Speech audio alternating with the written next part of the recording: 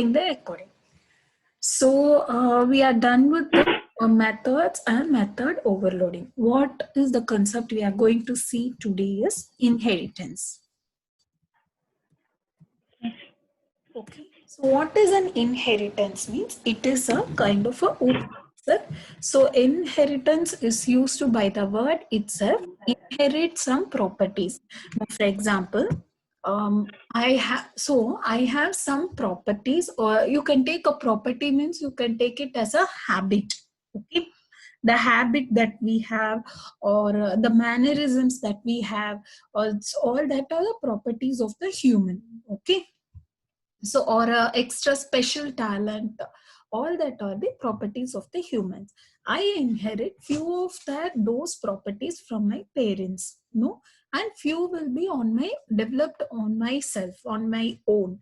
So these are called the one that is inherited, or the one is derived from the parents is called to the child. That concept is called as an inheritance concept. The same thing it is. So the same thing is there in Java also. That is in the language that is taking a concept of oops. If they are having the inheritance concept in here, then they will be, this is like a general concept.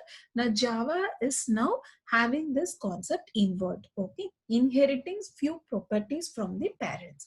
How this is done in Java is using something called as an extend keyword. So this is a keyword which relates parents and child. Okay, it's like a bridge. So you can tell one class as a child or a parent to the other class using this extend keyword. Now for example, you have two class A and another class B. These are individual independent classes. Okay, if you wanted to say, see Miss Class B, your parent is class A, then you have to write class B extends class A, meaning this class B's parent is class A. So class B has all the privileges to acquire the properties that is written in class A.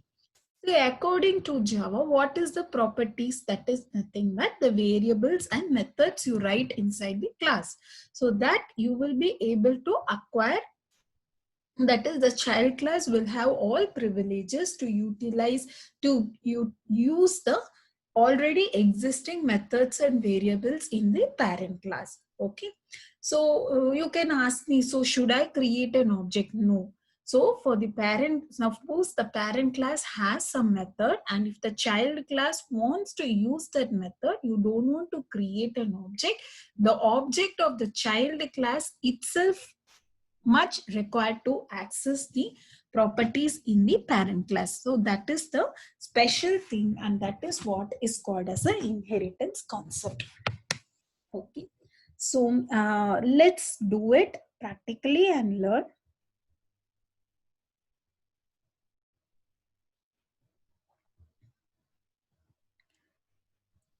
I'm creating a new class A,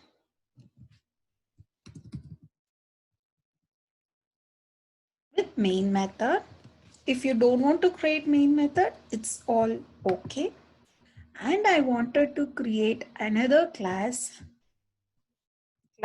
B, main method.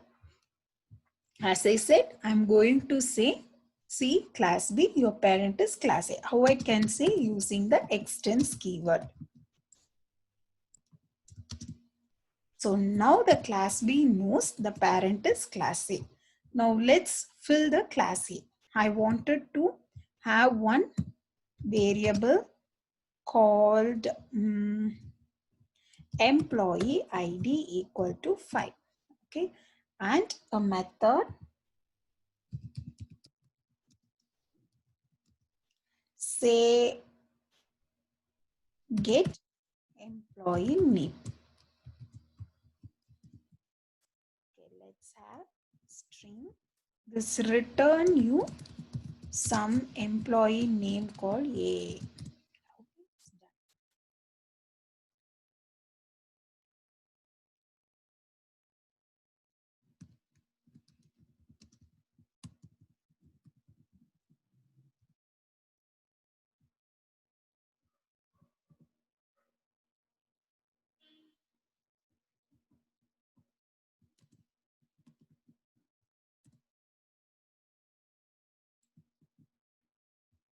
Let me have this as a variable itself. Okay, cool. So now this class A is an independent class. It has no parent. So whatever the property is there, the class A has to use that property only. Okay. So I'm creating an object for class A.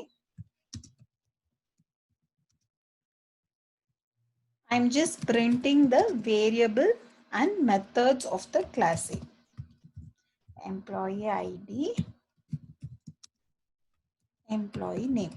So how this works is, first it will go and it will create an object. This object, one second, one second.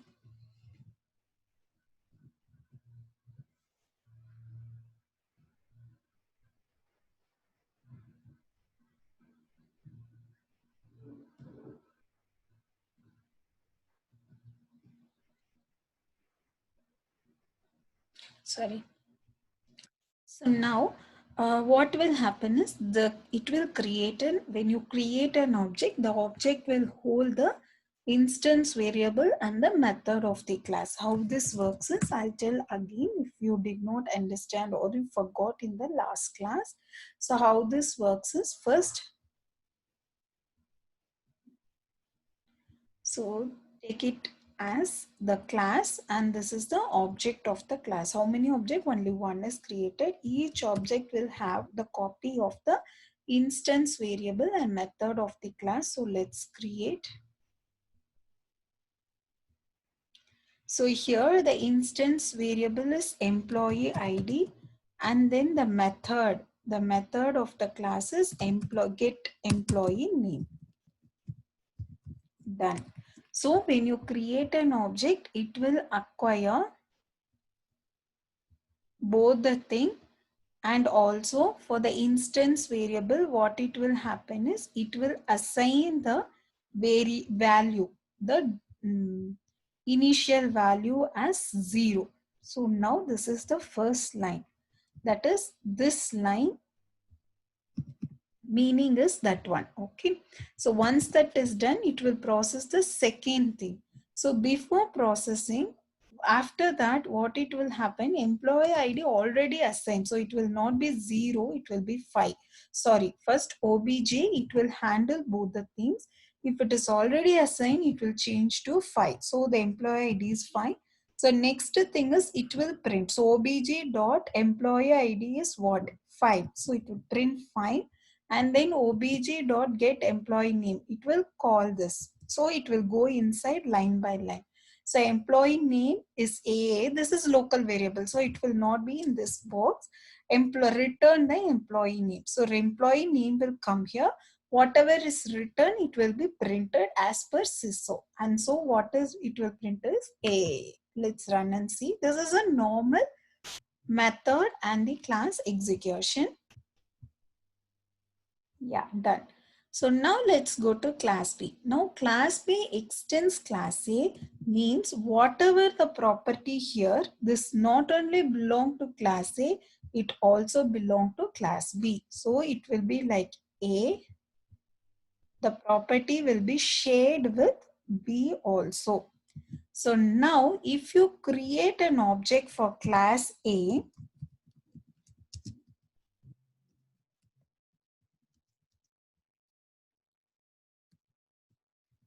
what will happen? First, it will check if it has its own properties. It doesn't have any properties. So whatever the property, sorry, class B, I'm sorry. So it will check whether class B has its own property and it has no property. So whatever class A has, it has. So this also will be shared with class B. When you create an object, say obj1, let's take obj1 for not to confuse. So this particular obj1 will also share what? The employee ID and get employee name. So you will be also able to access to the property with the object of the child class. So now see, let's print what is coming.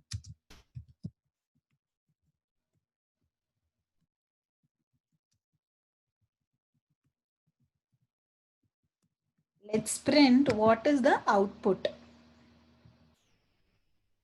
See, the same output you will receive it because we are utilizing the classes, so the behavior will be the same.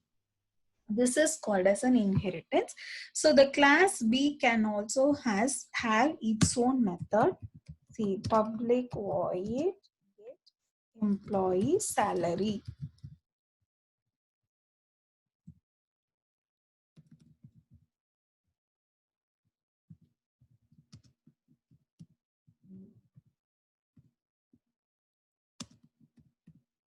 So now if I am printing that, let me change. So I can print obj1 dot employee salary. So it will print it as 5,000. Okay, this is how it works. So this is called as an inheritance concept. Any doubt you have?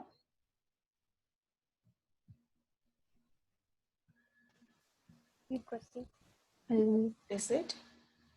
Yeah. Okay. So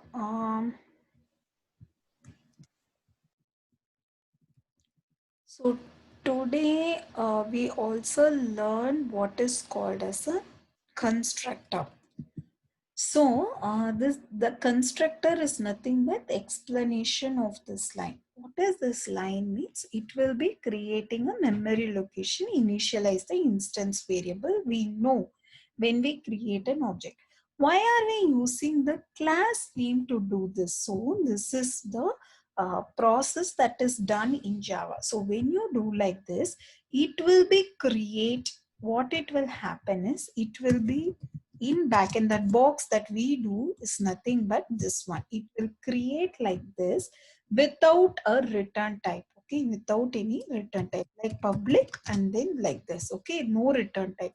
So method header and this header will same, but return type will not be there.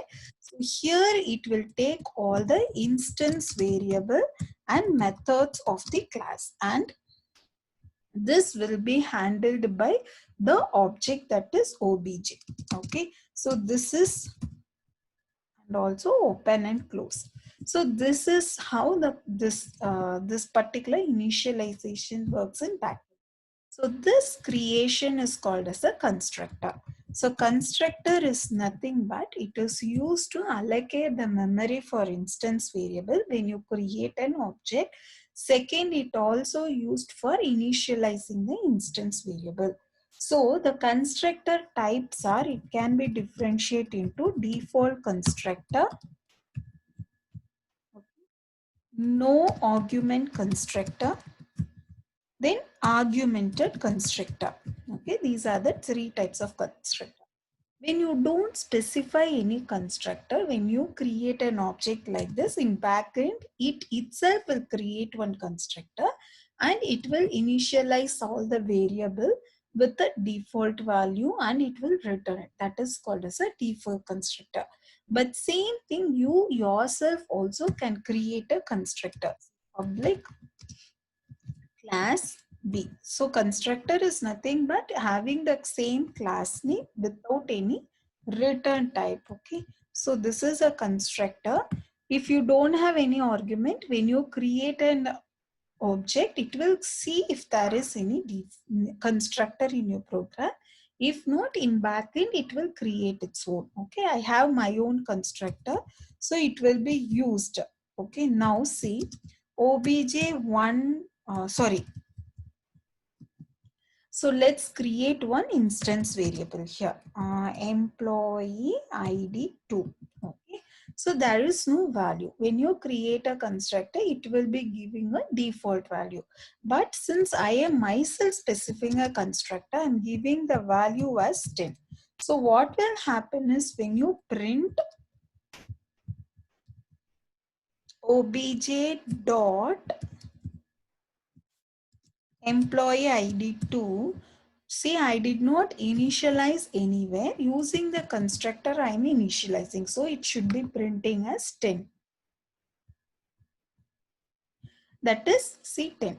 So that is by explicitly or implicitly you're going to assign by yourself, and you are not making the constructor to assign the default value. So this is one type of constructor. What is the other type of constructor is augmented constructor, like method only. Now see, I am taking a value and assigning the instance variable with the value. How it is possible is I can create one more object. So each object will have its own property. No.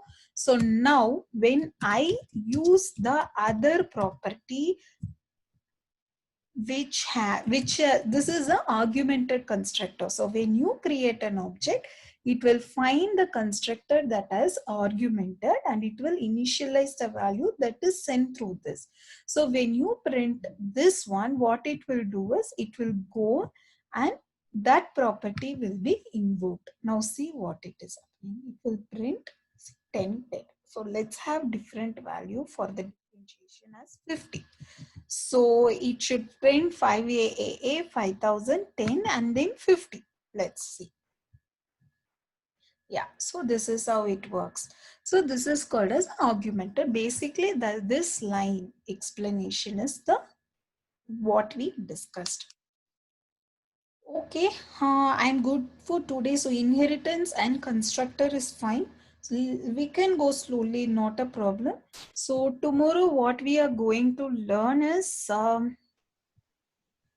Yeah, I believe already one assignment is pending from my side. yeah, that's And what I I will thought send you of out. checking with you. I didn't get the assignment for the last class. Yeah, I'll send it out when the. Mm. So that one. So once that is done, I will also share the assignment once the assignment you have created for the other one. So tomorrow we will see exception handling, and so these are the advanced concept. So advanced concept, what all we will learn as a part of this course is file reading we will learn, and then testing and extent report. Okay. Once we complete that, we will go to Selenium. Okay, Aishwarya. So, okay. So that's all for today. I will share you the recording and assignment for today. I would expect you to share the Okay. assignments which I have given you in the previous class. Okay. Okay. Please go through and let me know if you have any doubts in the next class. Okay. Yeah. Thank you so much. No problem. I'll send Bye. out the. Have a nice day.